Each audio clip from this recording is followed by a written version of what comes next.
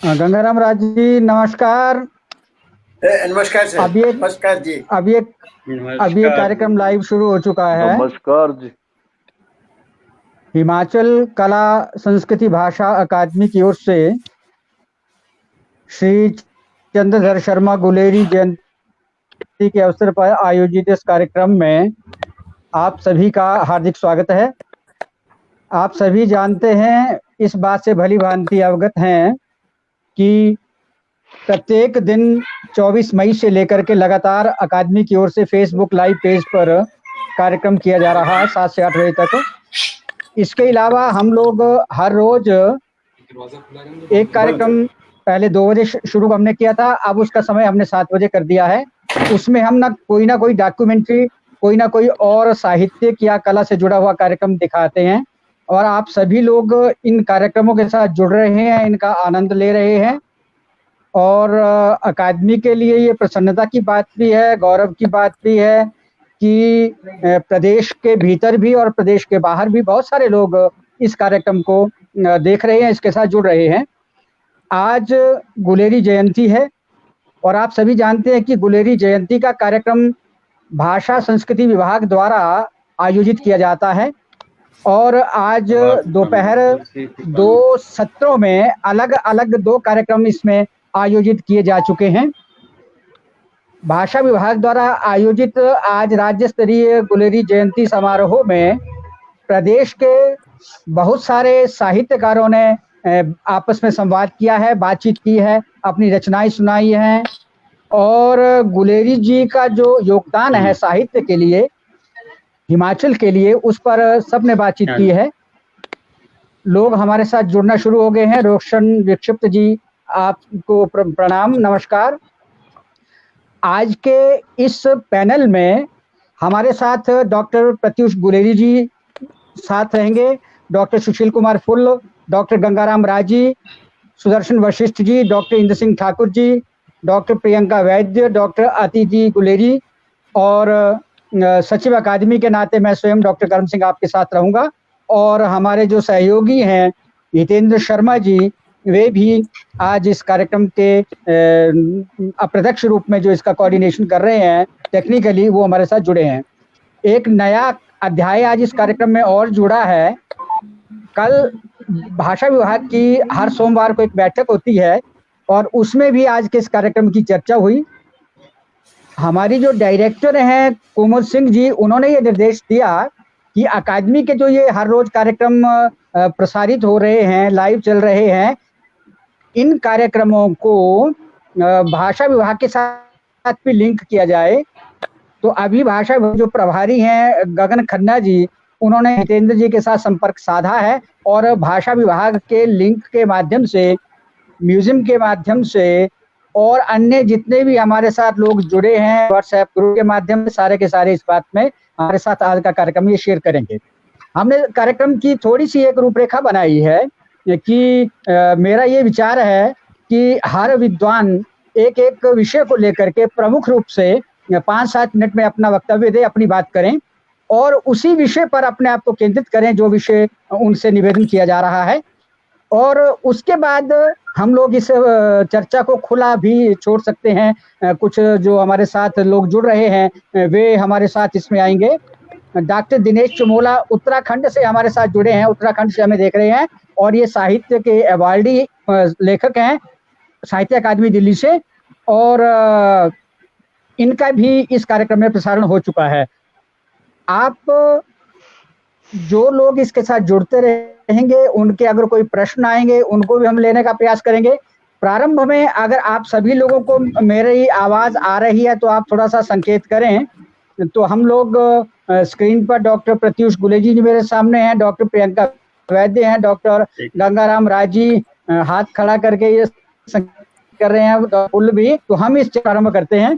मैंने एक थोड़ा सा संकेत देना चाहता हूँ। डॉक्टर प्रत्युष गुलेरी जी से निवेदन किया था कि चंद्रधर शर्मा गुलेरी जी का थोड़ा सा संक्षिप्त उनका जीवन है उसके बारे में प्रकाश डालते हुए उनका जो नृत्य है उसका से उसका डॉक्टर कुमार फुल जो चंद्र जी की कविताएं हैं और जो उनका उस पर बात करेंगे।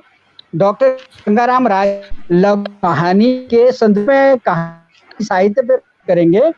सुशिष्ट जी व्यंग्य में बात करना चाहेंगे जी हमारे साथ। इंद्र ठाकुर जी अगर जी हमारे साथ हुए कविता पे बात करें। प्रियंका वैदिक को अभी एक कार्यक्रम के साथ जोड़ा, इन्हें पहले सूचना नहीं। अब गुलेरी के दृष्टिकोण और गुलेरिया को के साथ देखते हुए जो साथ कही भी निवेदन गुलेरी का ये विषय रूप से में पाया जाता और जो गुलेरी का है उसके में वे करेंगे। और जी हमें जैसा निर्देश रहेगा उसकी बात करते मैं सीधा निवेदन करना था प्रति गुलेरी जी से अपने वक्तव्य के साथ आज को गुलेरी आवाज कट रही है जी, आवाज नहीं आ रही, कांप रही है। आपकी ठीक आ रही है, आपकी ठीक आ रही है। अच्छा करम सिंह जी आपकी डॉक्टर साहब जी आप ठीक आ रही है? मेरे पास आपकी आवाज ठीक नहीं आ रही है, मेरी आवाज ठीक आ रही है? आपकी आवाज बिल्कुल ठीक है। चलो तो फिर मुझे जैसे आदेश ठीक आ रही है, सब लोग सुन रहे हैं आप। जी जी जैसे मुझे आदेश हुआ है कि मैं गुलेरी जी के व्यक्तित्व के मध्य नजर रख करके उनके निबंध साहित्य के ऊपर बात करूं। देखो मैं गुलेरी जयंती पर आप सब मित्रों को मुबारकबाद देता हूं, श्रोताओं को भी दर्शकों को भी इस माध्यम से हम जुड़े हैं, ये बहुत बड़ी बात है। और अकेडमी को भी मैं बधाई देना चाहता हूं और भाषा विभाग संस्कृति विभाग को भी कि गुलेरी जी के ऊपर हर वर्ष प्रतिवर्ष ये जयंती जो है वो मनाई जाती है और गुलेरी जी के जीवन व्यक्तित्व और कृतित्व को लेकर के हम चर्चाएं करते हैं। ये बड़ी बात है, ये मुबारक की बात है। जहां तक गुलेरी जी के जन्म की बात है, हेलो, जहां तक गुलेरी जी के जन्म की बात है तो इसका चला गया, मेरा कनेक्शन चला गया। नहीं आपका ठीक है, आप बोलते जाइए, आपका ठीक है। जी जी सद्या कुड़ी है। हाँ जगदीश शर्मा जी हमारे साथ जुड़े हैं, आपका इस कार्यक्रम में स्वागत है। आवाज नहीं आ रही है आपकी ठीक है आवाज, गुलेरी जी आप बोलते जाइए, बहुत बढ़िया है। आ रही है पापा। थोड़ा करते रहे, आवाज ठीक आ रही है तो उनको निरंतर बोलते रहें।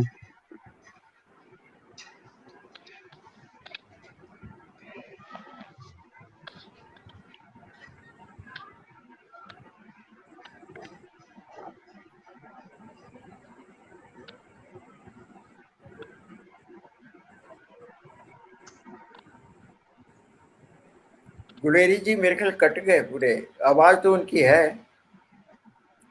गुलेरी जी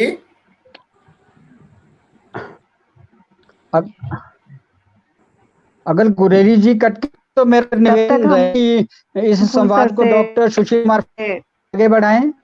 जी जी डॉक्टर धन्यवाद। शुरू शर्मा जी का जो कहानी साहित्य उस पर रखें। हाँ जी और बढ़ जाएंगे तो हम उनको शामिल कर लेंगे। हाँ जी ठीक है जी। आज ये गुलेरी जयंती का अवसर हमें वस्तुतः गुलेरी जी के साहित्य पर पुनर्वलोकन करने का एक अवसर प्रदान करता है, जिसके लिए अकादमी और भाषा एवं संस्कृति विभाग सदा प्रयत्नशील रहे हैं। बहुत से मैंने कार्यक्रम देखे हैं, लेकिन गुलेरी जी का जो कहानी साहित्य है, हम दरअसल उसने कहा था कहानी पर ही अटक करके रह जाते हैं, जबकि वस्तुतः उनकी 6 ऐसी कहानियां हैं जिन पर और चर्चा की आवश्यकता है। 3 कहानियां तो उनकी तस्वीर नहीं जी जी गुलेरी जी आप जरा 1-2 मिनट रुक के करना फिर बात। अब उनकी जो 6 कहानियां हैं उनमें हाँ जी उनमें 3 कहानियां तो सर्वविदित हैं ही कि उसने कहा था कहानी अपने आप में विशिष्ट है, इसमें कोई संदेह नहीं। और इसमें स्ट्रीम ऑफ कॉन्शियसनेस की जो शैली है, जिसे हम धारा प्रवाह या फ्लैशबैक शैली कहते हैं, पूर्व दृश्य शैली कहते हैं, ये वस्तुतः क्योंकि चंद्रधर शर्मा गुलेरी जी बहुभाषाविद थे, अंग्रेजी साहित्य का उन्होंने अध्ययन किया था। तो ये जो पूर्व दृश्य शैली है, ये वस्तुतः इंग्लैंड के जो अंग्रेजी उपन्यास थे उनमें सबसे पहले प्रयुक्त हुई। लेकिन गुलेरी जी को इस बात का श्रेय है कि हिंदी कहानी जगत में उन्होंने इसे सबसे पहले प्रयुक्त किया। और इसीलिए मैं तो ये भी मानता हूँ कि आधुनिक हिंदी साहित्य की यदि प्रथम कहानी किसी को आधुनिक ढंग से कहना हो तो हम उसे उसने कहा था कहानी को उस दृष्टि से भी देख सकते हैं। ये बहुत ही मौलिक देन गुलेरी जी की है। लेकिन जहाँ तक सुखमय जीवन कहानी की बात, इनके आप वो लैना सिंह या कहानी तो आप सब जानते ही हैं कि किस प्रकार लैना सिंह इसमें वीरगति को प्राप्त होता है युद्ध भूमि में। और वह सूबेदारनी के लिए वस्तुतः जो वो किशोरी अमृतसर में उसने देखी थी उसके प्रति आकर्षित होकर के वह अपने प्रेम परिणय को आजीवन अपने साथ लिए रहता है। और ये संयोग ही है कि युद्ध भूमि में भी वह उस लड़की का दृश्य उसके मन में कौनता रहता है जिसको कभी उसने बचाया था तांगे से। और यहाँ पर उसने ये आश्वस्त किया था कि वह बुद्धा सिंह का ध्यान जो सूबेदारनी का बेटा उसका रखेगा। और उसको बचाते बचाते मैं कई बार ये प्रश्न उठाता हूँ कि ठीक है, बुद्धा सिंह को तो बचा दिया, लेकिन जब रेड क्रॉस की गाड़ी युद्ध भूमि में जाती है तो एक व्यक्ति उसमें और जा सकता था वापस, लेकिन लैना सिंह ने ये बेहतर सोचा कि वह प्राणोत्सर्ग कर देगा, जिसको मैं कहता हूँ कि उसने वो बच सकता था लेकिन आत्मघात कर दिया, आत्मोत्सर्ग कर दिया। फिर एक और कहानी का जिक्र इससे जुड़ी हुई कहानी है जिसको प्राय लोग स्वीकार नहीं करते हैं, जबकि उसकी ओर भी ध्यान देने की बड़ी आवश्यकता है। लैना सिंह उसमें पुनः जीवित होकर के आता है। हीरे का हीरा एक ऐसी चौथी अधूरी कहानी है जिसे राजकुमार कुम्हार ने इसे कहीं से ढूंढ निकाला था और वो जम्मू के थे। तो उन्होंने इस कहानी में दिखाया कि किस प्रकार गुलाबदेई और सुखदेई, उसकी माता लैना सिंह की और उसकी पत्नी, दोनों वो बुहार करके घर को लीप पुताई करके उसके लिए तैयारी कर रहे हैं कि लैना सिंह आज आने वाला है। और वो उम्मीद करते हैं, उनको पता चला है कि अंबाला से वो हॉस्पिटल से आएगा और उनको पता चला है कि उसकी टांग जो है चीनी युद्ध में जब वो काट दी गई थी हांगकांग के एक अस्पताल में, कि अब वह रिष्ट पुष्ट होकर के 10 महीने अंबाला अस्पताल में लगा करके आज घर आ रहा है। तो वो ठक ठक की आवाज जो उसके साथ वो लकड़ी की टांग लगी हुई है, उसकी आवाज जो है वो माँ को भी और उसकी पत्नी को भी बहुत कष्ट देती है। और वो ये कल्पना करती है कि वो जब लैना सिंह आए तो वो परमात्मा करे वो पूरा स्वस्थ हो और पूरा हो, उसकी वही दोनों टांगे हो जिस प्रकार वो यहाँ से गया था। तो एक तो ये कहानी है जिसको मैंने आज से कोई 30 साल पहले पूरा करने का प्रयत्न किया था, लेकिन ज्यादा लोगों का ध्यान उसकी ओर नहीं गया है, क्योंकि मैं अब भी ये कहना चाहता हूँ कि वो ठीक है, कोई बात ध्यान नहीं गया, लेकिन एक ही कहानी में अटके ठिठके रहना नहीं चाहिए, दूसरी कहानियों का भी उतना ही महत्व है। और जहाँ तक सुखमय जीवन कहानी की बात है, उससे श्रेष्ठ व्यंग्य कहानी पूरे हिंदी साहित्य में नहीं मिलती। उसका लेखक जो है वो अविवाहित है, लेकिन सुखमय जीवन के कैसे ब्लिसफुल मैरिड लाइफ हम व्यतीत करें उसके विषय में अपने विचार, अपनी ऐसी पुस्तक जैसा आज हम लेखन देखते हैं कि रिप्रोडक्शन या पुनर्लेखन इधर उधर से लेकर के सामग्री, ये आज के लेखकों पर भी व्यंग है। उस समय भी पता नहीं कैसे गुलेरी जी के मन में ये बात आई होगी कि उसमें ठीक है, उसका ताना बाना प्रेम का है, फिल्मी ढंग का है, और कमला है, जयदेव शरण है, और उसका पूरा जो घटनाक्रम अपने आप में अच्छा है, और सूक्त वाक्य और प्रेम का निवेदन, लव एट फर्स्ट साइट, प्रथम दृश्य में ही प्रेम हो जाना, और किस प्रकार कमला उसके पीछे पीछे फिर चली आती है जब वो कहता है कि क्या मैंने ये सौगंध खाई है कि मैं कुंवारा ही रहूंगा। क्या सुखमय जीवन के लेखक ने ये सौगंध खाई है कि मैं कुंवारा ही रहूंगा, अच्छा आप कुंवारे हो, तब वह उसके प्रति आकर्षित होती है। ठीक उसी प्रकार जिस प्रकार यशपाल की एक कहानी उत्तराधिकारी कहा उत्तराधिकार कहानी है। उसमें कुशली जो है उसके प्रति उसका बच्चा जो है, जब उसका पति उसको लेने जाता है, उसका बच्चा अपने आप उसके पीछे पीछे चल पड़ता है। वही दृश्य समानांतर रूप से मेरे मन में साकार हो रहा था जब मैं इस कहानी को बार बार पढ़ता हूँ, सुखमय जीवन को। और कमला के डेलों की बात वहां करना, और कमला के वो प्राणव जो उसके प्रति प्रणय है उसको निवेदन कर देना एकदम, ये कहानी। और बुद्धू का कांटा तो अद्भुत कहानी है ही, वो इसलिए कि भागवंती का ये कथन, क्या नाड़ी के सामने भी कोई अपना लहंगा पसारेगी, ये हाँ, तो ये एक मेरा ख्याल है अद्वितीय कहानी है जिसको कोर्स में होना चाहिए था। लेकिन पाठ्यक्रम की ये विडंबना रही है कि अगर प्रेमचंद की कहानी कफन फंस गई तो सारी, जब मैं पढ़ता था 10वीं में तब भी कफन थी, वो अब भी कफन ही है। ऐसे ही उसने कहा था से आगे हम नहीं बढ़ पाए, बढ़ना चाहिए था। इसके साथ ही मैं 3 कहानियों का थोड़ा सा डॉक्टर कर्म सिंह जी जिक्र कर दूं। ये उनकी कहानियां हैं, एक तो हीरे का हीरा हो गई, कविता पे भी बात करनी है। हाँ जी, मैं कविता पे भी कर देता हूँ। और दूसरे इनकी एक कहानी है धर्मपरायण रीछ। उसमें ठीक है, इसको मनोहरलाल ने बहुत से व्यक्तियों को भेजा कि ये कहानी है या नहीं है, कहानी है या नहीं है। उसने बड़े बड़े विद्वानों की इस पर छाप, हाँ जी। चलिए मैं उसको अभी मैंने दोबारा उसका बार बार मतलब वो करता रहता हूँ मैं पठन पाठन, तो उसमें आज फिर मैंने उसको पढ़ा तो देखा कि किस प्रकार वो धर्मपरायण रीछ जो है वृक्ष पर चढ़ता है, व्याध आता है, सिंह है, 2-3 पात्र हैं उसमें, लेकिन धर्मपरायण रीछ के बच्चों को भी वो व्याध खा जाता है। लेकिन फिर भी वो धर्मपरायण रीछ जो है उस व्याध के लिए मतलब वो प्रयत्न करता है कि नहीं चलो जो हो गया ठीक है, और वैकुंठ में उसको अपने साथ लेकर के जो भगवान आए उसके साथ ही लेकर के जाता है। जब उन्होंने कहा कि ये इसने तो तेरा घात किया है, तो उसमें भी कहानी यदि आप पढ़ें तो कथा तत्व। वैसे एक और भी बात है मेरी तो मानना कि यदि आप गुलेरी जी का जितना भी साहित्य उसको पढ़ें, उनके पत्र पढ़ें या उनके जो भी लेख उन्होंने लिखे, उन सब में कथा तत्व जो है वो हर प्रकार से विद्यमान है, क्योंकि वो कथा के माध्यम से ही अपनी बात को शुरू करने का प्रयत्न करते हैं और उसको फिर आगे अपने ढंग से, हाँ जी, मौजूद है। वो उनके निबंधों में भी है, कविता में भी है। आपने ये 6 कहानियां इस प्रकार मैं मानता हूँ कि गुलेरी जी की, इन पर पुनर्विचार और पुनर्मूल्यांकन सदा होता रहना चाहिए। इसके साथ ही मैं एक छोटी सी बात और कहानी की कि चंद्रधर शर्मा गुलेरी जी के बेटे योगेश्वर गुलेरी ने 12 कहानियां लिखी। उनमें से उनकी जो ये कहानी जो है राम जी की मर्जी, अद्भुत कहानी है, पढ़नी चाहिए सबको। और भी कहानियां अच्छी हैं उनकी। और इसी प्रकार चंद्रधर शर्मा के बेटे योगेश्वर गुलेरी ने 12 कहानियां लिखी। फिर उनके आगे पौत्र डॉक्टर विद्याधर गुलेरी ने एक ही कहानी लिखी, जिसके लिए मैंने उन्हें प्रेरित किया था कि आप उस वंश से हैं जो कहानियों का गढ़ है। तो उन्होंने साहित्यकार एक कहानी विद्याधर शर्मा गुलेरी ने लिखी थी, तो उसमें साहित्यकार की पीड़ा का व्याख्यान है।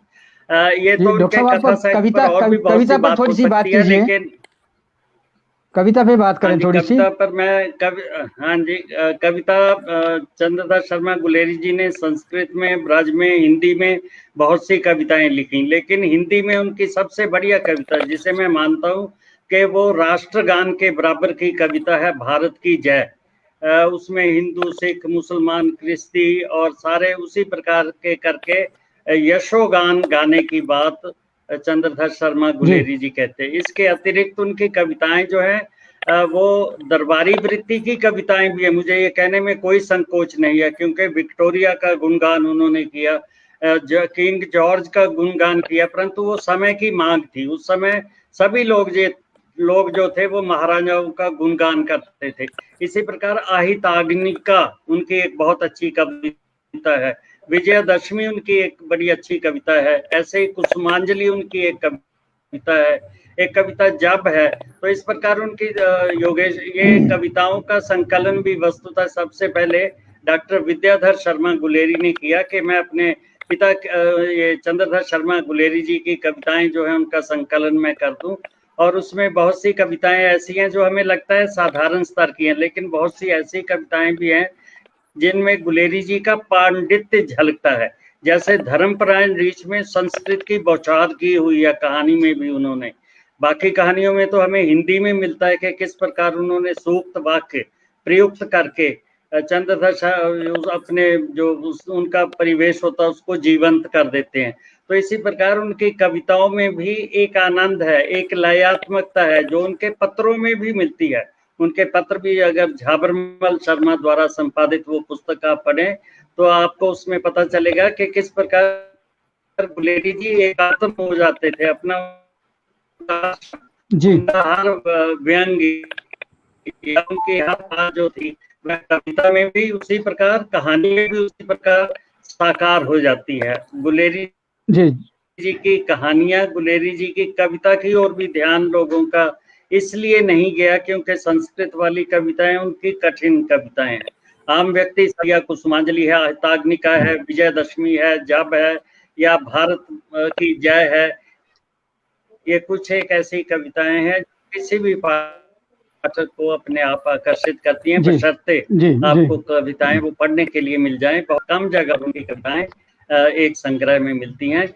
इन शब्दों के साथ ये मेरा और बहुत सी बात हो सकती है, संभव है कोई और वक्ता आज के चलिए जो गुलेरी संवाद में उपस्थित हैं दूसरे वो राउंड में कोई फिर और हमें इन प्रश्न बातों उठाना पर चाहे तो उसके साथ साथ मैं फिर उसमें चलो। सहभागिता करूंगा। जी धन्यवाद।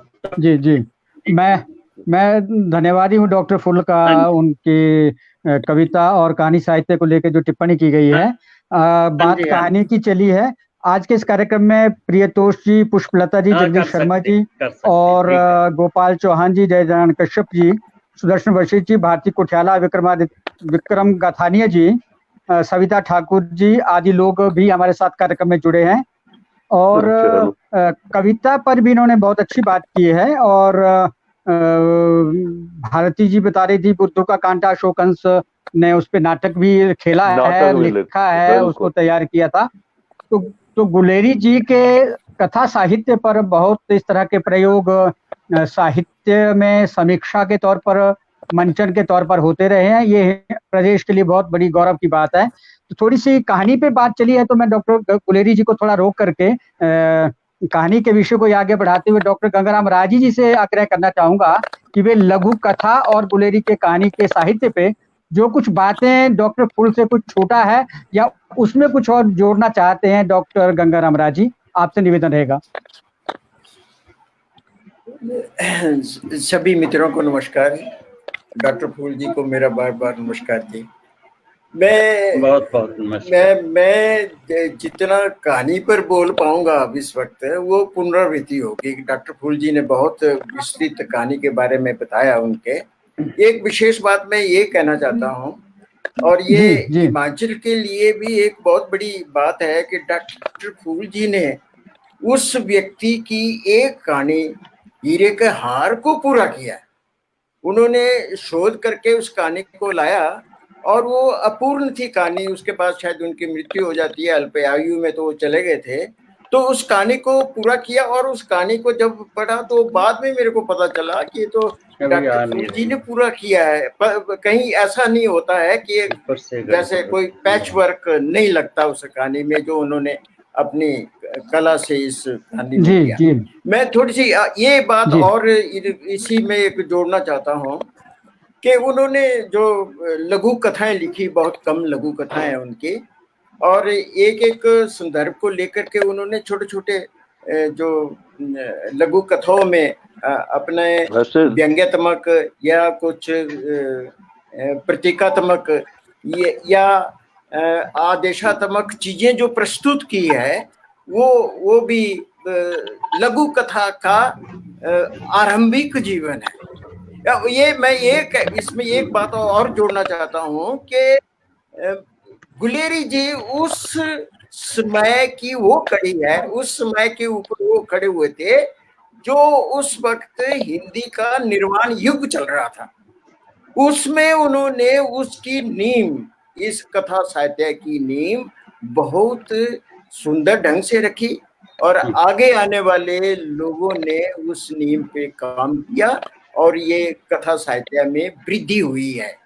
और उनकी जो ये कालजयी रचना बन गई है, उसने कहा था। बाकी कहानियां जो हैं वो जिसको लोग बहुत कम जानते हैं या वो कालजयी नहीं बन पाई है, कालजयी कहानी उनकी उसने कहा था ही कही है। अच्छा, ये हीरे के हार के बीच में एक बहुत महत्वपूर्ण बात उन्होंने उसमें कही, क्योंकि आज चीन का युद्ध हो रहा है और इस चीन के युद्ध की बात इस कहानी में उन्होंने की है कि मैं चीन से लड़ाई लड़ूंगा।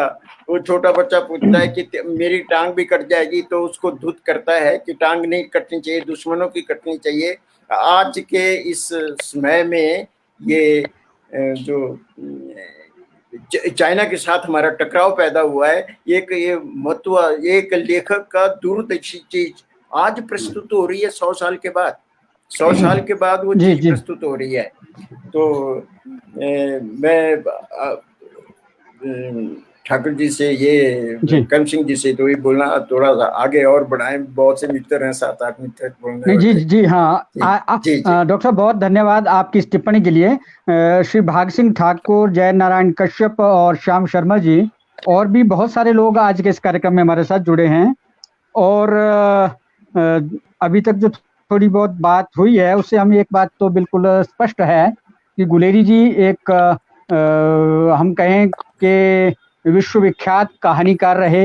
उन्होंने कहानी को एक नया धरातल दिया और कहानी की एक नई परिभाषा की और उसी के आधार पर बाद में भी बहुत सारा कथा साहित्य रचा गया, उसकी समीक्षा होती रही। ये हमारे लिए बहुत सम्मान की बात है कि गुलेरी जी कथा साहित्य, कथा लेखन के माध्यम से हमारे सामने एक मार्गदर्शक के रूप में, प्रेरणा स्रोत के रूप में सामने आते हैं।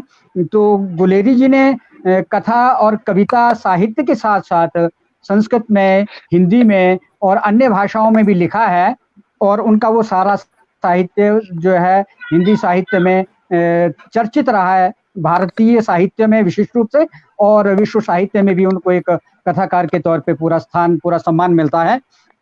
निबंध एक साहित्य की बहुत उपयोगी और बहुत महत्वपूर्ण विषय है। डॉक्टर प्रत्यूष गुलेरी जी से मेरा आग्रह रहेगा कि वे गुलेरी जी के निबंध साहित्य के परिप्रेक्ष्य में उनके साहित्य के संबंध में अपनी टिप्पणी करें। डॉक्टर प्रत्यूष गुलेरी जी।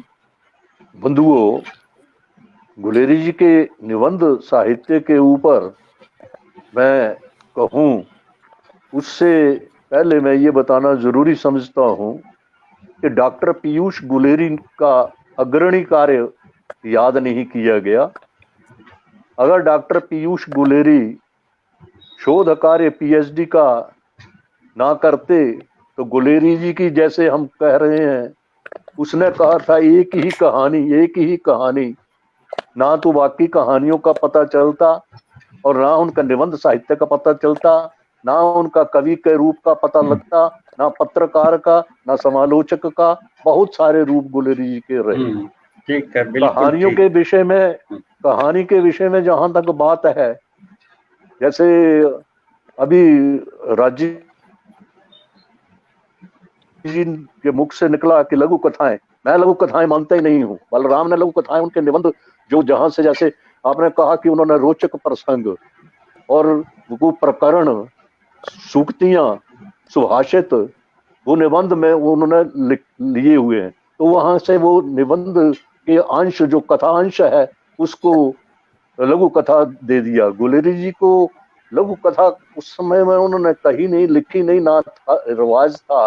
हाँ, जो हीरे का हीरा है, जो डॉक्टर फूल जी ने जैसे पूरा किया है, वो अपने आप में, जैसे वशिष्ठ जी भी मानते हैं कि एक संपूर्ण कथा है, संपूर्ण कथा है, लघु कथा है, वहां लघु कथा वो उसको स्वीकार करते हैं।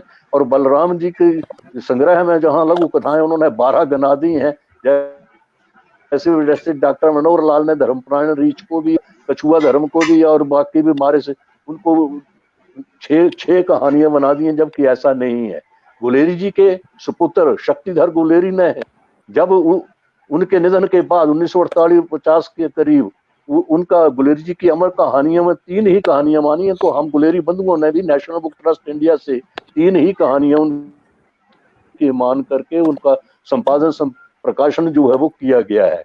यही नहीं, साहित्य अकादमी में ये गुलेरी रचना संचयन हमारे दोनों भाइयों के माध्यम से वो आया है, और उसमें भी हमने वो 3 ही कहानियां मानी हैं। और जब अब जैसे हीरे का हीरा है वो गुलेरी जी के लेख का है, और गुलेरी जी में जो आंचलिक वर्णन किया है, नाग मंदिरों की बात की है, जो हमारी कुलजा है उसमें 9 डालियां लेकर के दुर्वा की हम पूजा में रखते हैं, वही हमारी कुल देवी है। नाग पंचमी के मंदिर का नाग मंदिर हमारे वैसे के वैसे ही हैं।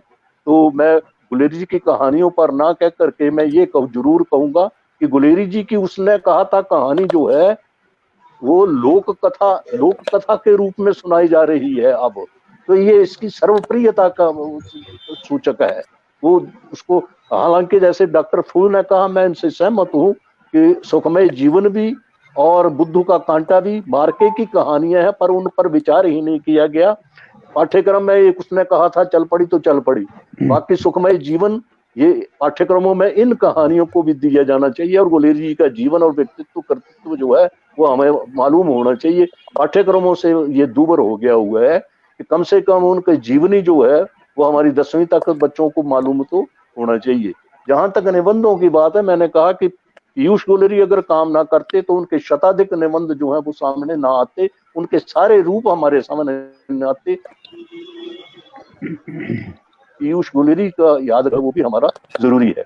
तो गुलेरी जी, जहां तक गुलेरी जी के निबंध तो शताधिक हैं, तो उन निबंधों में भी उनके जैसे 100 हम निबंध है, खेल भी शिक्षा है, फिर शिक्षा के आदर्श हैं, और ऐसे ही इंडियन नेशनल कांग्रेस है, गंगा जमुना मैया की है, वंशोच्छेद है, महाऋषि मोहि कठाऊ है, कछुआ धर्म है, संगीत है, संगीत की धुन है, मतलब अनेकों सारे निबंध हैं। जैसे आंख निबंध है, ज्योतिष पर्क निबंध भी है, और जितने भी निबंध हैं वर्णनात्मक भी हैं, विवेचनात्मक भी हैं, विश्लेषणात्मक भी हैं। पुरातात्विक दृष्टि से अगर देखें तो पुरातत्व के भी वो विता थे, और उसमें पुरानी हिंदी अबहट से कैसे हिंदी का विकास कैसे हुआ है, हमारी खड़ी बोली का, उसका पूरा वर्णन जो है वो पुरानी हिंदी पूरे की पूरी लंबा एक निबंध है, प्रबंध जिसको कह लीजिए।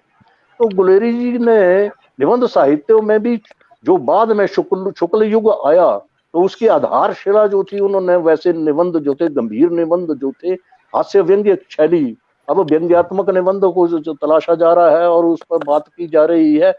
गुलेरी जी ने के निबंधों में आपको व्यंजना मिलेगी, व्यंग्य प्रधानता मिलेगी, वैसे निबंध भी उन्होंने लिखे हैं। अच्छा, ऐसे ही निबंध उन्होंने अनुसंधानात्मक लिखे हैं, जो गंभीर निबंध है, भले वो देवकुल है, भले संगीत है, भले आंख है, तो वहां आंख में देखें तो उनका ज्योतिष की आंख के बारे में वैज्ञानिक दृष्टि उनके सामने आती है, वो भी लंबा निबंध है। होली की ठिठोली, इसमें ठिठोली में भी व्यंग्य और हास्य जो है वो मौजूद है। काशी है, यशुना शेष की कहानी है, अश्वमेध है, मनु वैवस्वत है। एक भारतीय दृष्टिकोण जो है वो उसमें उनका हमें देखने को मिलता है, झलकता है। और ऐसे ही उनके बहुत सारे ऐसे निबंध हैं जिनमें गुलेरी जी ने आलोचनात्मक दृष्टि, तथ्यपरक दृष्टि और विवेचनात्मक दृष्टि ये छोड़ी नहीं है, और तथ्यों के आधार के ऊपर उन्होंने वो अपने पूरे के पूरे निबंध साहित्य का गढ़ जो है, नींव जो है वो एक सुदृढ़ शुक्ल युग में वो परिवर्तित तो होती है। तो इस तरीके से द्वितीय युग में वो अपने समकालीन निबंधकारों, भले बाल मुकुंद गुप्त थे या बाकी भट्ट थे, उनसे वो आगे रहे, और शुक्ल को एक मजबूत धरातल जो था शुक्ल युग के लिए उन्होंने शुक्ल युग के निबंधकारों को दिया। तो इस तरीके से गुलेरी जी का निबंध साहित्य में भी बड़ा योगदान है, उसे हम भुला नहीं सकते। और इसके अलावा समालोचक में भी उनकी जो टिप्पणियां हैं, और बहुत सारे निबंध उनके छद्म नामों से छपते रहे, घंटा है या एक बीए ब्राह्मण है। तो इस तरीके से उन्होंने छद्म नामों से भी मतलब निबंध जो है वो लिखे हैं, और खुली चिट्ठियां भी उन्होंने लिखी हैं। खुली चिट्ठियों में भी उपन्यास साहित्य के ऊपर हिंदी भाषा के उपन्यास लेखकों के नाम उन्होंने उनका वो शीशा लेदर किया हुआ है कि जो उपन्यास लेखक हैं वो याद करते होंगे उस समय के। तो इस तरीके से पत्र साहित्य में, जैसे अभी बात की जा रही थी, पत्र साहित्य भी उनका उसका भी कोई मुकाबला नहीं है।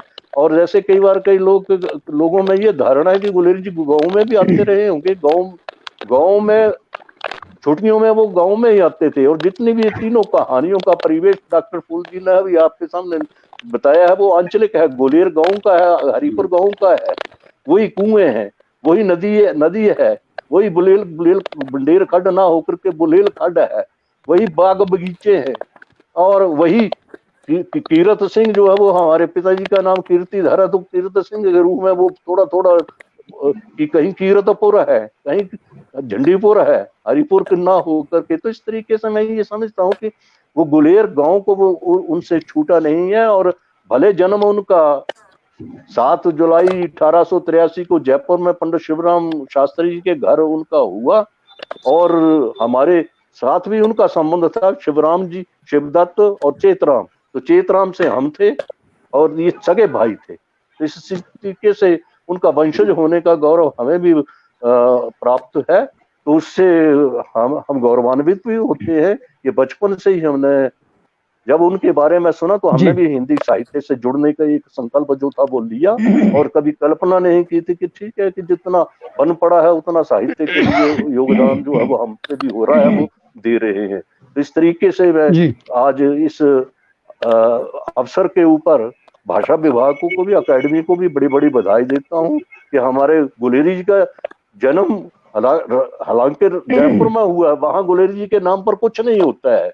और हमारे यहाँ हिमाचल में गुलेरी जी हमेशा ये कहते थे कि कोई भी खुशी का अवसर होता था तो उन्होंने पत्रों में लिखा होता था उन्होंने कि मैं अपनी जन्म भूमि के आगे ये शुभ समाचार लिख रहा हूँ। जो जगतधर जो हैं वो प्रोफेसर बन जाते हैं लायलपुर कॉलेज में, तो खुशी से हमारे दादा रामलाल जी को चिट्ठी लिखते हैं कि भाई साहब हमारे दादा बड़े थे उनसे, तो चाचा जान भाई थे, तो लिखते हैं कि खुशी का समाचार मैं मातृभूमि के आगे रख रहा हूँ, जन्मभूमि के आगे रख रहा हूँ। तो इस तरीके से उन्होंने गुलेर गांव को गुलेर में जन्म ना लेकर के भी गुलेर और गुलेरी के रूप में उन्होंने उसे विश्व विख्याति दी, और राष्ट्रीय फलक के ऊपर गुलेर और गुलेर को उन्होंने चमकाया। डॉक्टर गुलेरी जी, आपने उनके व्यक्तित्व पर भी और निबंध साहित्य पर भी और उसके साथ साथ और भी कुछ महत्वपूर्ण बिंदुओं पर बात की है, और इसमें अगर हमारे पास समय रहेगा हम दूसरे चरण में बात करेंगे। आपने थोड़ा सा जिक्र किया है पत्र साहित्य पर, और ये कि कुछ एक रचनाएं उनकी पाठ्यक्रमों में पढ़ाई जा रही हैं, पढ़ाई जानी चाहिए। डॉक्टर फुल ने भी संकेत किया है कि क्या पढ़ाया जा रहा है और क्या और भी कुछ उसमें जोड़ा जाना चाहिए। तो मैं डॉक्टर अदिति गुलेरी से आग्रह करूंगा कि वे गुलेरी का जो पत्र साहित्य है और जो पाठ्यक्रमों में उनकी रचनाएं पढ़ाई जा रही हैं उससे कितना लाभान्वित तो सभी होते हैं, परीक्षा के लिए उनको उत्तीर्ण भी करना होता है, लेकिन वे उन पर गहरा असर छोड़ती हैं और उनके जीवन की दिशा निर्धारित करती हैं। वो बच्चों के लिए कितना प्रेरक हो पाती हैं, एक शिक्षक के नाते, एक साहित्य के नाते, और उनके परिवार का प्रतिनिधित्व करने वाली एक लेखिका के नाते भी अदिति से मैं ये जानना चाहूंगा कि वे इस बारे में कुछ अपनी बात कहें। डॉक्टर अदिति गुलेरी। जी सर, बहुत धन्यवाद। सभी श्रोताओं को मेरा नमस्कार।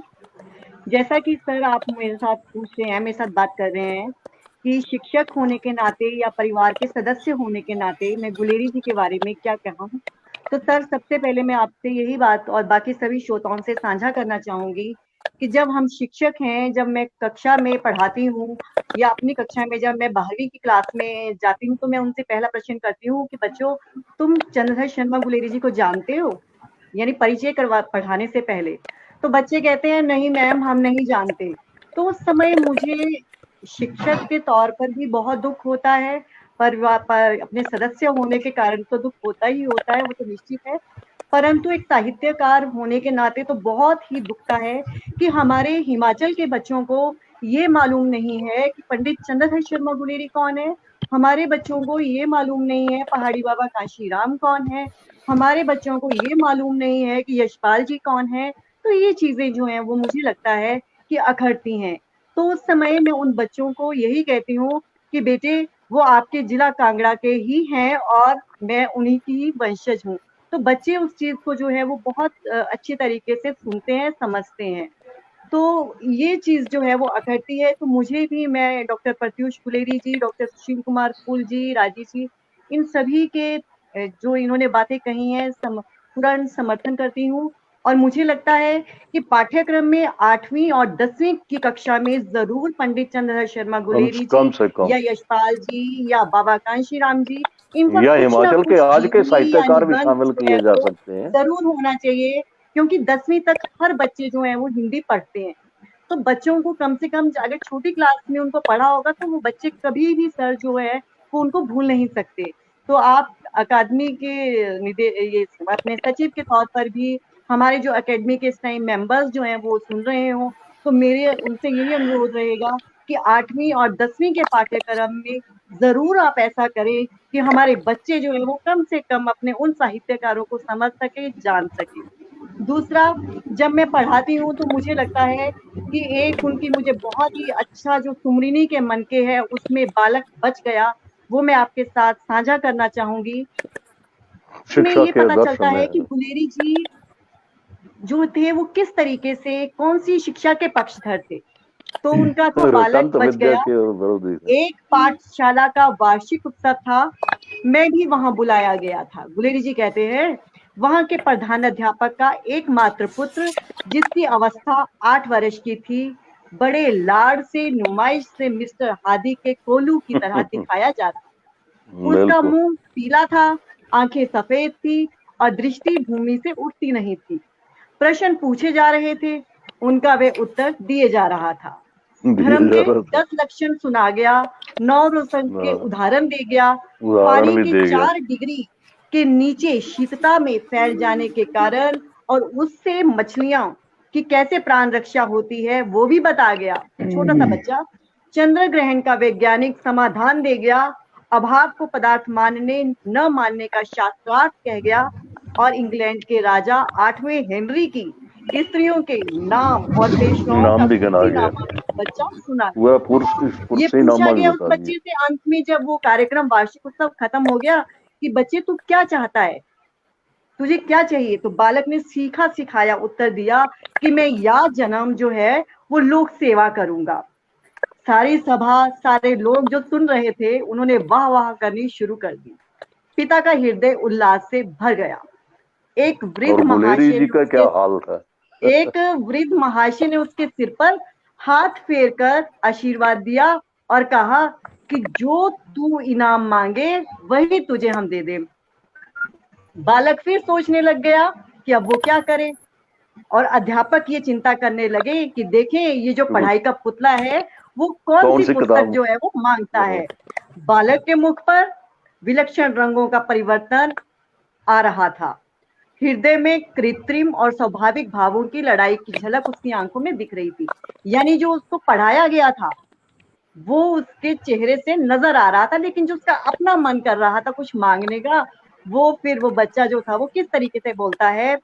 तो कुछ खांस कर, गला साफ कर कर, नकली पर्दे को हटाकर उसने क्या कहा विस्मित होकर बच्चे ने, लड्डू। कि मुझे क्या चाहिए, लड्डू लड्डू। चाहिए खाने के लिए। तो पिता और गुलेरी जी ने कहा अध्यापक कि जो थे वो बचपन बच गया, निराश बच्चा हो बच गए। गया। इतने समय डॉक्टर तक साहब बोलने दें आप इनको। गुलेरी जी कहते हैं कि मेरी सांस जो थी वो घुट रही थी, और अब मैंने, कहते हैं, सुख की सांस भर ली। उन सब ने बालक की प्रवृत्तियों का गला घोंटने में कुछ नहीं उठा कोई रखा कसर। था, पर बालक जो था वो बच गया। उसके बचने की आशा है, क्योंकि वे लड्डू की पुकार जीवित वृक्ष के हरे पत्तों का मधुर मरमर था, मरे काठ की अलमारी की सिर दुखाने वाली खड़खड़ाहट नहीं। तो इस तरीके से उनके और भी और बहुत अच्छी अच्छी जो है छोटे छोटे संस्मरण, जैसे उसमें मिट्टी के ढेले है या घड़ी के पुर्जे है या मौरसी मोही कठाऊ है। तो इस तरीके से बहुत सारी चीजें जो है वो हम देखते हैं। मैं आपसे एक बात और भी साझा करना चाहूंगी, जैसे कि डॉक्टर प्रत्यूष गुलेरी जी ने कहा, फुल जी ने कहा, कि अगर डॉक्टर पीयूष गुलेरी जी वो शोध कार्य नहीं करते तो आज गुलेरी जी के ऊपर जो है वो हमें उतनी सामग्री नहीं मिल पाती।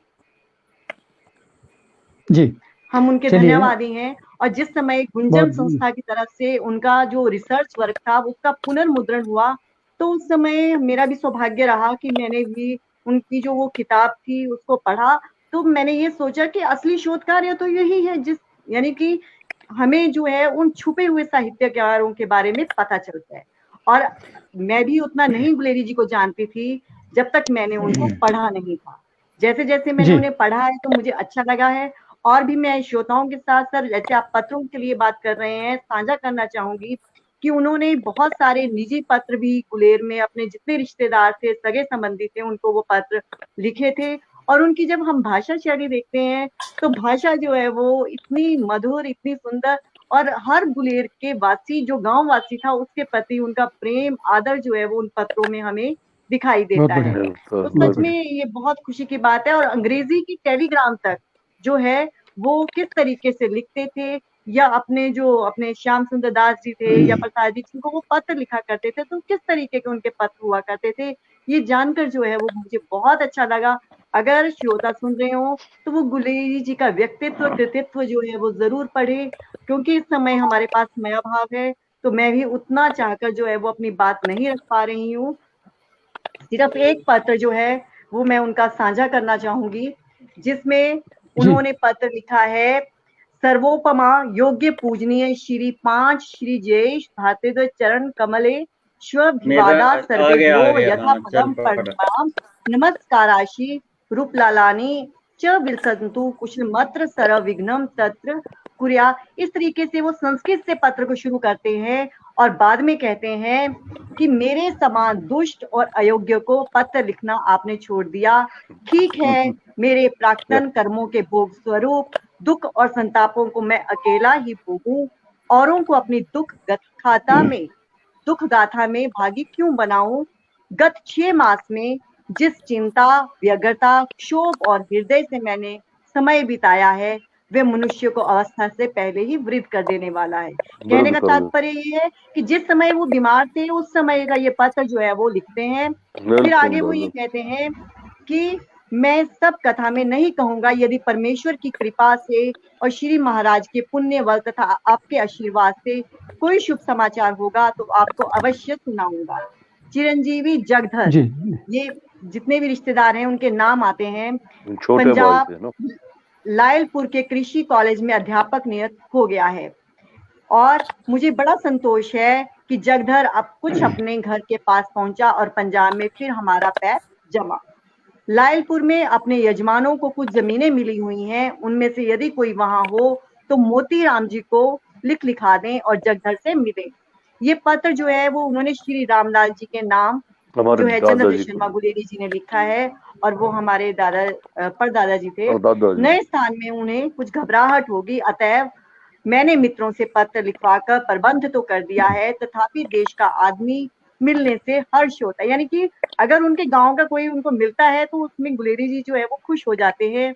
और कृपा बनी रहे, हम लोगों को बिल्कुल ही ना भूल जाएं। जी तो इस जी तरीके के और भी बहुत सारे पत्र हाँ जो है वो हैं। इसी के साथ मैं अपनी वाणी को विराम देती हूँ। धन्यवाद। बहुत बहुत बहुत बहुत अच्छी बात गुलेरी अदिति ने कही है। और कुछ जो अपने भाव हैं उनको उनके साहित्य और पत्रों के माध्यम से सबके साथ साझा किया है। जैसा मैंने शुरू में कहा था, डॉक्टर प्रियंका वैद्य एक पाठक के तौर पे, समीक्षक के तौर पे, एक शिक्षक के तौर पे आज इस सारी परिचर्चा को सुन रही हैं, जहां गुलेरी के साहित्य के विभिन्न पक्षों को, विभिन्न विधाओं को लेकर के बात हुई है। अपनी एक संक्षिप्त टिप्पणी डॉक्टर प्रियंका वैद्य जी। साहित्य का जो समंदर है वो अथाह है, और मुझे ऐसा लगता है कि 39 वर्ष की उम्र में उन्होंने शरीर का त्याग तो किया, पर वो यही है हमारे बीच। और वो जो समंदर था उसमें से जो मोती चुनने का काम किया, वो मैं बधाई देना चाहूंगी डॉक्टर पीयूष गुलेरी जी को कि उन्होंने उन मोतियों को किसी तरह से तलाश किया, और जिन्होंने उन कहानियों को, अपूर्ण कहानियों को पूरा किया। और वो लोग जो उन कहानियों को उद्बोधित कर रहे हैं, उनको नमन है। उस वही करने की बहुत आवश्यकता है। और दूसरी बात जो मैंने ऑब्जर्व की कि पहला सवाल, लेखक की जिंदगी छोटी ही होती है। कोई अधूरी कहानी छोड़ जाता है, और कोई जो है वो कलम ने इंक जो है वो छोड़ देता है, कोई जो है खाली पन्ने छोड़ देता है, रिक्त पन्ने छोड़ देता है, कभी पूरा कुछ भी नहीं होता, हमेशा सब कुछ कहीं ना कहीं अधूरा ही रहता है। पर वो पूरा तब होता है अगर हम साहित्यकार उसको एक नई दिशा दें, उसे समाज में लेकर आए। और उनकी जो भाषा शैली की बात मैंने देखी, अदिति जी ने कविता पाठ किया, एक वार्तालाप की भाषा रही उनकी। और मैंने उनकी कहानियों का थोड़ा सा संक्षिप्त विवरण जो है सुना और पढ़ा भी, तो मैंने देखा कि एक कटाक्ष रहता था और उस समय की समाज की जो कुरीतियां हैं उनको वो बड़े अच्छे से दिखाते थे। उन्होंने महिलाओं के लिए आवाज उठाई, उन्होंने अपनी स्टोरीज में और अपने पत्रों के माध्यम से बाल विवाह और स्त्री शिक्षा का समर्थन भी किया। वो आज के समय में भी उतना ही उसका औचित्य है जितना कि पहले इतने वर्षों के तब रहा होगा। इसीलिए कहते हैं कि जो लेखक होते हैं वो चिरकाल तक जीवित रहते हैं। आपसे उन्होंने ये भी कहा कि हमारी लाइफ में अगर हम अपने समाज के बाधक तत्वों की बात करें तो उन्होंने एक कोटेशन बोली थी कि यह महाद्वीप एक दूसरे को काटने को दौड़ती बिल्लियों का पिटारा है। तो अगर हम इस एक सेंटेंस में भी देखें तो हम देखेंगे कि किस तरह से एक कटाक्ष भी है और उनकी जो भाषा है वो कैसी रही है। और एक और बात है जो बहुत इम्पोर्टेंट है कि उन्होंने छुआछूत और जो जाति भेदभाव है इन सब के बारे में भी उस समय कहा कि सनातन धर्म इन सबको नहीं मानता, ये बात भी है। और दूसरी बात कि वो किसी भी एक ना तो क्षेत्र तक सीमित थे, वो कहानीकार भी रहे, वो कवि भी रहे, उन्होंने पत्र भी लिखे, उन्होंने शोध भी किया, उन्होंने हर विधा में हर क्षेत्र में अपना जो है अपनी छाप छोड़ी है। और फिर एक और बात है कि एक गांव की सीमा होती है, एक देश की सीमा होती है, एक आप विदेश चले जाते हो, एक आप अंतर्राष्ट्रीय स्तर पे किस तरह से अपने आप को अपनी बात को रखते हो। भाषा भी सीमाओं में बांध देती है, हमारा जो जाति है वो भी सीमाओं में बांधती है, और अच्छे लेखक जो होते हैं वो हमेशा उन सीमाओं को पार करते हैं, उन सीमाओं को तोड़ते हैं। तो उन्होंने भाषा में भी उनको हर एक भाषा, जैसे मुख्य भाषाएं मैं कहना चाहूंगी हिंदी, अंग्रेजी, बांग्ला, मराठी, जर्मन और फ्रेंच की भाषाओं का उन्हें ज्ञान था। तो उन्होंने हर चीज के ऊपर लिखा, चाहे वो धर्म हो, चाहे वो ज्योतिष हो, इतिहास हो, पुरातत्व हो, दर्शन हो और शिक्षा शास्त्र, साहित्य, संगीत, चित्रकला, उन्होंने हर विधा के बारे में कहा। पर कहीं ना कहीं जब हम एक चीज से बंध जाते हैं, पहले भी इस बात का जिक्र हुआ कि उसने कहा था कहानी में, अपने पिताजी से बात कर रही थी तो उन्होंने सबसे पहले कहा, उसने कहा था, कहानी पढ़ी है मैंने। तो वहां तक जैसे गंगाराम सर ने बोला कि वहां तक सीमित करना बिल्कुल भी सही नहीं है, क्योंकि वो डॉक्टर फूल जी ने भी यही कहा। कमी कहीं मैंने और भी एक सेंटेंस कहना है। जी आप बोलिए प्लीज। जी नहीं आप बोलिए। प्रियंका जी आप बोलते रहिए। डॉक्टर प्रियंका जी की बात हमने सुन ली है, थोड़ी सी हम बीच में और बात करेंगे। मैं 2-3 चीजें आप लोगों से यहाँ, प्रियंका जी 2-3 चीजें मैं आपसे शेयर करना चाहूंगा तरफ से, क्योंकि उनका जीवन काल बहुत कम रहा, तो उन्होंने सारे, मुझे लगता है पता नहीं कितनी डायरीज होंगी जिनमें वो अधूरी जो कहानियां और लेख होंगे जो पूरे हो सकते थे और जिन्हें हम शोधकर्ता गुलेरी जी को धन्यवाद। आगे लिंक आवाज नहीं आई। मैं थोड़ा सा इसमें बात करना चाहूंगा। डॉक्टर भाग सिंह ठाकुर जी और पीयूष गुलेरी जी का योगदान बहुत बड़ा रहा, उसमें कोई संदेह नहीं है, सभी उनका सम्मान करते हैं और उसको बाद के सब लेखकों ने स्वीकारा भी है। एक और बहुत बड़ा नाम चंद्रधर शर्मा गुलेरी के साहित्य को सामने लाने वालों में डॉक्टर मनोहर लाल जी का है, जिन्होंने उनकी रचनावली को, उनके पत्र साहित्य को किताब घर के माध्यम से सामने लाया और उस पर बहुत बड़ी चर्चा भी रही और साहित्य में उसको बहुत सराहा भी गया। ऐसे बहुत सारे लोग हैं जिन्होंने गुलेरी के साहित्य पर, उनके सामाजिक सरोकारों पर, उनके संस्कृत साहित्य पर लिखा और सारी चर्चाएं होती रही। वे सभी लोग बिल्कुल। हमारे लिए बहुत सम्मान के पात्र हैं। और आज हम गुलेरी जी के साथ साथ पीयूष गुलेरी जी को, डॉक्टर मनोहर लाल जी को भी बड़े आदर से नमन स्मरण करते करना हैं। चाहेंगे। एक दो बातें आप लोगों से मैं और साझा करना चाहूंगा इस चर्चा के माध्यम से। जी रमेश मस्ताना जी ने एक बात कही है कि गुलेरी जी की अन्य रचनाओं को भी पाठ्यक्रम में पढ़ाया जाना चाहिए। तो ये ठीक बात आप सभी प्रबुद्ध साहित्यकार हैं, तो बिल्कुल हम जो भी सहमत है हैं। जो शिक्षा बोर्ड है, सरकार है, उसके ध्यान में किसी न किसी माध्यम से उसको लाया जा सकता है। डॉक्टर बिल्कुल डी शर्मा जो एचपी यूनिवर्सिटी में डायरेक्टर हैं, उन्होंने एक बहुत अच्छा भी अपना सुझाव दिया है, वो विचारणीय है कि जब हम इस तरह की कोई चर्चा कर रहे हैं गुलेरी पर, तो उसमें बच्चों को भी शामिल किया जाना चाहिए।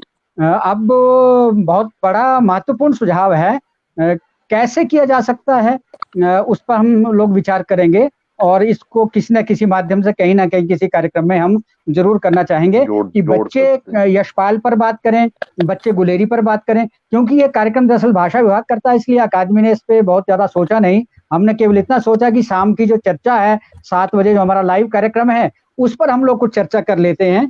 तो उसके लिए कुछ विद्वानों को हमने साथ में लिया है।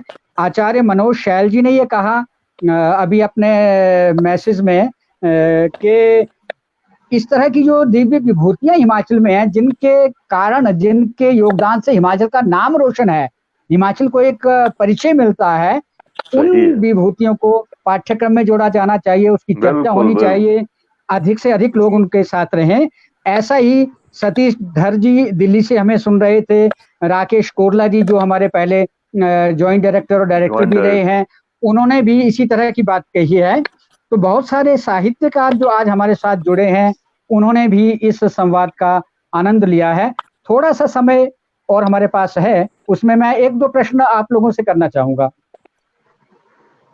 क्या चंद्रधर शर्मा गुलेरी गुलेर के थे इसलिए, या उन्होंने कुछ कहानियां लिखी, उन्होंने कुछ निबंध लिखे, केवल इसलिए वो प्रख्यात हैं, या इसके अलावा जो प्रियंका ने थोड़ा सा संकेत किया सामाजिक सरोकारों का, समाज सेवा का, समाज को एक सामाजिक एक संतुलन के लिए, सामाजिक न्याय के लिए दिशा निर्देश देने के लिए, उसमें भी उनका स्मरण, उनका सम्मान होना चाहिए। और एक जो बहुत बड़ा प्रश्न है, जो मैं डॉक्टर प्रत्युष जी से भी शायद पहले चर्चा हुई है, डॉक्टर राजी से भी, फुल से भी चर्चा हुई है, बनारस में, काशी में, जयपुर जैसे स्थानों में उस समय, आज से एक शताब्दी पहले, कितना बड़ा विद्वानों का जमघट रहा होगा, कुंभ रहा होगा काशी में और जयपुर में। वहां पर चंद्रधर शर्मा को, गुलेरी को सम्मान प्राप्त होना, बड़ी बात। और इन रचनाओं के माध्यम से उनका और क्या, किन विषयों पे योगदान रहा, साहित्य के इतर किन क्षेत्रों में उनका योगदान रहा है, उस पर भी आप लोगों में से कोई थोड़ा सा 2-4 मिनट में अपनी बात कहना चाहे तो मैं डॉक्टर फुल से जानना चाहूंगा। गुलेरी और किन बातों के लिए प्रख्यात हैं, जिसके लिए जयपुर आज भी उनको मानता है, काशी आज भी उनका सम्मान करता है, ज्योतिष का विषय है, पुरातत्व का विषय है, उन विषयों पर भी साहित्यकारों को कथा, निबंध आदि के साथ साथ चर्चा करनी चाहिए। एक स्वतंत्रता सेनानी की हम चर्चा करते हैं कि साहित्य के साथ उसको सेनानी मान के चर्चा करते हैं, तो गुलेरी जी के साथ भी ये अन्याय होगा अगर इन पर हम उनकी चर्चा नहीं करेंगे। उनका इस बारे में भी सम्मान होना चाहिए। डॉक्टर फुल से एक संक्षिप्त टिप्पणी और उसके बाद हम। डॉक्टर कर्म सिंह जी, आपने ठीक ही कहा कि ये सारी बातें आज बहुत हुई उनके बारे में भी, और एक बात जो मेरे से रह गई थी वो डॉक्टर प्रत्युष जी ने ठीक ढंग से पूरी कर दी कि डॉक्टर पीयूष कृष्ण गोपाल पीयूष गुलेरी का जो थीसिस है वो सबसे पहले 1983 में प्रकाशित हुआ। भले ही पीएचडी उन्होंने कुरुक्षेत्र विश्वविद्यालय से पहले कर ली थी। उनके थीसिस में श्रद्धा भाव गुलेरी जी के प्रति है, उसमें किसी प्रकार का गुलेरी का जो मूल्यांकन उस दृष्टि से नहीं किया गया है कि हम उसमें किसी प्रकार की टिप्पणियां करें या किसी प्रकार का नकारात्मक कुछ निकाल सके। अच्छा है, और लेकिन उन्होंने सबसे पहले किया, ये बड़ी बात है। डॉक्टर मनोहर लाल जी ने व्यावसायिक तौर पर, उनको भी मैं अच्छी तरह से जानता था, उनकी वजह से 1983 में भारत की सब पत्र पत्रिकाओं में गुलेरी विशेषांक निकले, जिनमें लेकिन मनोहर लाल जी को इस बात का क्रेडिट है कि गुलेरी जी के पूर्व जो है वो सांप के कटे का इलाज भी करते थे, वो ज्योतिष भी करते थे, वो वेदशाला के भी परिचित थे, उन्होंने अंग्रेजों के साथ भी काम किया, जैकब के साथ काम किया। तो उस दृष्टि से मैं समझता हूँ कि उस अंश के लिए जो दूसरा डॉक्टर करम सिंह जी ने कहा कि कहानी, कविता, निबंध, पत्र या समीक्षक या पुस्तक समीक्षाएं, हिंदी साहित्य में सबसे पहले पुस्तक समीक्षा शुरू करने वाले चंद्रधर शर्मा गुलेरी थे। ये आज के बड़े समीक्षकों को भी शायद नहीं पता है। सारी भी उन्हीं की है देन। इंटरव्यू साक्षात्कार भी उन्होंने लिए, लेकिन नीलकंठ नाम से जीवनियां, संस्मरण, छोटे छोटे लघु कथाएं, बड़ा योगदान है। डॉक्टर मनोहर लाल जी का योगदान भी हमें पीयूष भाई के साथ साथ स्वीकार इसलिए करना चाहिए क्योंकि उन्होंने जगह जगह जाकर के, आगरा में, जयपुर में, वाराणसी में, जहाँ वहां जाकर उन्होंने सामग्री एकत्रित की और उन्होंने व्यवसायिक तौर पर भी उसका फायदा उठाया। उनका जो घर बना वो चंद्रधर शर्मा गुलेरी जी की रॉयल्टी से ही बना, ये शायद बहुत कम लोग जानते हैं। मुझे पता है। बहुत बढ़िया, बहुत बढ़िया आपने डॉक्टर फुल बात आप ठीक है। मैं एक बात आप लोगों के साथ और साझा करना चाहूंगा। दैनिक जागरण के चीफ एडिटर नवनीत शर्मा जी ने अभी हमारे इस कार्यक्रम को देखते हुए, सुनते हुए एक टिप्पणी की है कि उसने कहा था कहानी का ये अपना दम है कि उसने 1 शताब्दी तक भी अपने आप को चर्चा में बनाए रखा और आज भी वो कहानी, उस कहानी के पात्र जो है वो जीवंत बने हुए हैं और चर्चा का विषय बने हुए हैं। तो ये गुलेरी जी के लेखन को एक बहुत बड़ा सम्मान है। और नवनीत शर्मा जी ने आज अपना एक संपादकीय भी लिखा है जागरण में, और अदिति गुलेरी जी का भी आज हिमाचल, दिव्य हिमाचल में छपा है, इनका समीक्षा इनकी छपी है। तो इस तरह से आज गुलेरी जी पर चर्चाएं जो हुई हैं, जी बहुत बड़ी बात है, बहुत बड़ी बात है। सतीश धर जी टिप्पणी कर रहे हैं, भारतीय दृष्टिकोण भी गुलेरी जी का था, वो रह गया। हाँ, सतीश धर जी दिल्ली से सम्मान एक मैसेज भेज रहे हैं कि विद्याधर गुलेरी जी का भी इसमें स्मरण होना चाहिए। तो पहले उनकी बात की गई है, जो उन्होंने लिखा है और जो उन्होंने बात की है, तो दर साहब उनकी बातचीत हम पहले इसमें कर चुके हैं। तो मेरे विचार में जो आज हमारे लिए ये एक विषय था, बहुत छोटे से नोटिस पर, तो हमने डॉक्टर फुल जी ने और डॉक्टर गंगाराम राज जी ने, डॉक्टर प्रत्युष गुलेरी जी ने, डॉक्टर अदिति गुलेरी ने, डॉक्टर प्रियंका वैद्य जी ने जो इसमें चर्चा की है, और इस पर्दे के पीछे जो हितेंद्र शर्मा जी का आज के इस कार्यक्रम को संयोजन में जो एक बहुत बड़ा योगदान रहा है। तो आप लोगों का इसी तरह के कार्यक्रम में हम आगे भी सेवाएं लेते रहेंगे। 11 जुलाई को पहाड़ी गांधी बाबा कांशीराम की जयंती है और उस दिन भी हम 3 कार्यक्रम करने वाले हैं। शायद हमने पहले सोचा था कि 7 बजे का हम कार्यक्रम करेंगे, लेकिन लेखक बढ़ते गए, कुछ ने अपनी रचनाएं मंगवाने पर भेजी, कुछ ने स्वेच्छा से भेजी, जो हमको बहुत अच्छा लगा। तो अब वो सूची बढ़ती जा रही है, तो हमने 2 सत्र कर दिए हैं। अब मुझे ऐसा लग रहा है, आज हितेंद्र भाई दिन को कह रहे थे कि उसमें इतनी भीड़ हो रही है, इतने लोग उसमें आ रहे हैं कि शायद हमें ये कार्यक्रम 3 सत्रों में करना होगा। तो मैंने ये क्रिया कहा है कि 11 जुलाई को हम 11 बजे पहला सत्र करेंगे, 4 बजे दूसरा सत्र करेंगे, और शाम को 7 बजे फिर से ये 7 बजे का सत्र भी रहेगा। तो 11 जुलाई के इस कार्यक्रम में पूरे के पूरे 3 दिन सत्र चलेंगे। कोशिश रहेगी हमारी सारे कवियों को, लेखकों को उसमें लिया जाए, लेकिन एक कार्यक्रम में ये सब संभव नहीं है। उसके बाद 4 अगस्त को डॉक्टर परमार की जयंती आने वाली है, जो इसमें नहीं शामिल हो पाएंगे उनको वहां शामिल किया जाएगा, और एक बहुत बड़ा निर्णय शायद हम कर पाएंगे। 31 जुलाई से संस्कृत सप्ताह शुरू हो रहा है, 6 जून तक चलेगा।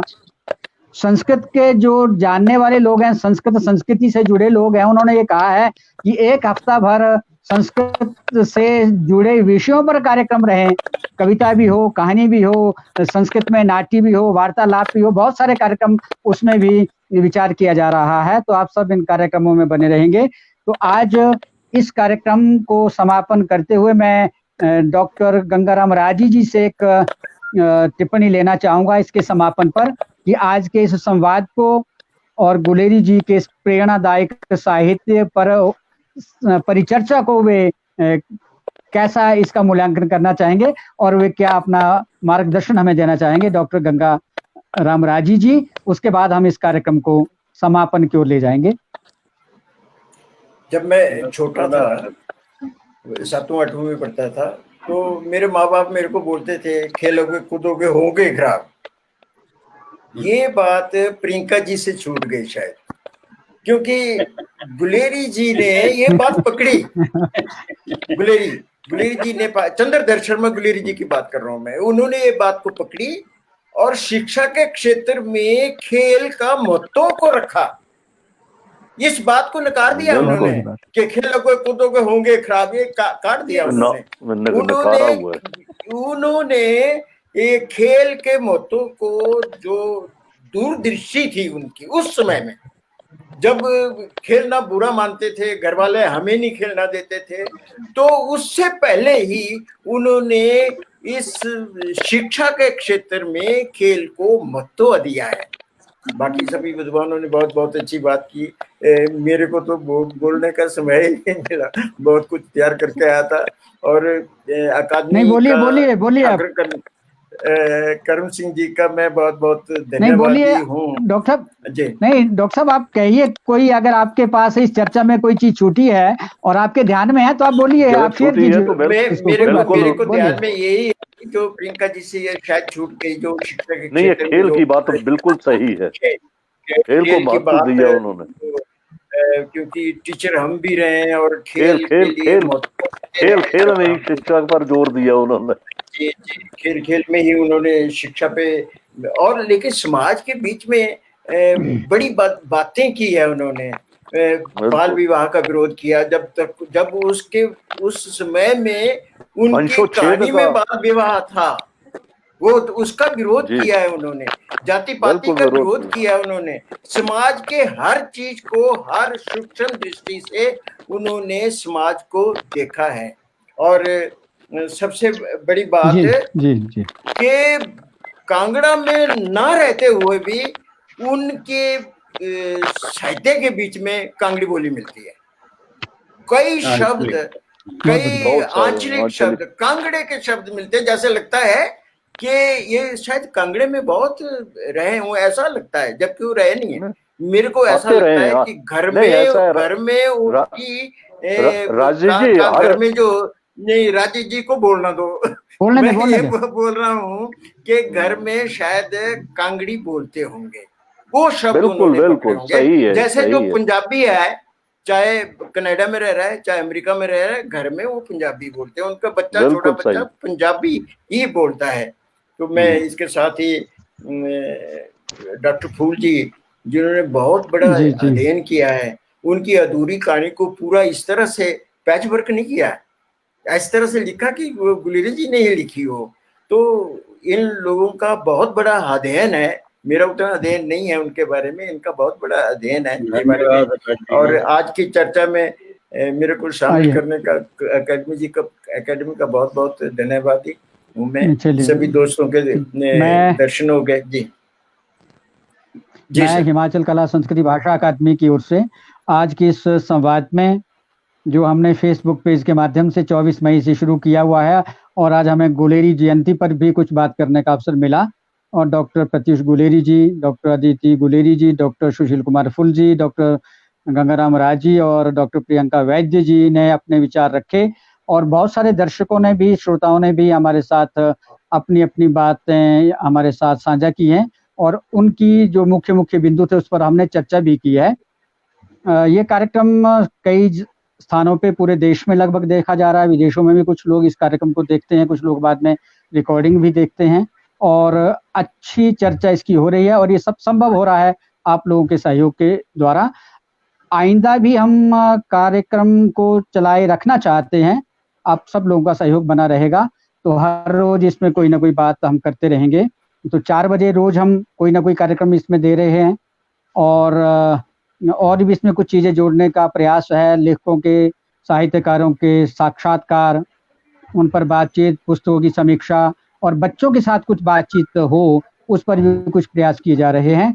तो आज के इस कार्यक्रम में भाषा संस्कृति विभाग की डायरेक्टर कोमल सिंह जी का मैं विशेष रूप से आभारी हूँ, जिनकी प्रेरणा से आज का ये संवाद हो पाया। और भाषा विभाग के जो लोग हैं उनका भी आभार मैं व्यक्त करना चाहूँगा, सब अधिकारियों का और आपको का औरतों का एक बार फिर से बहुत बहुत धन्यवाद।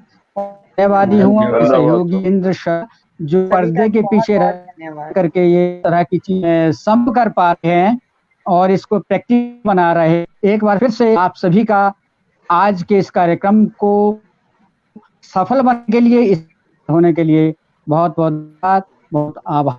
नमस्कार। धन्यवाद। नमस्कार।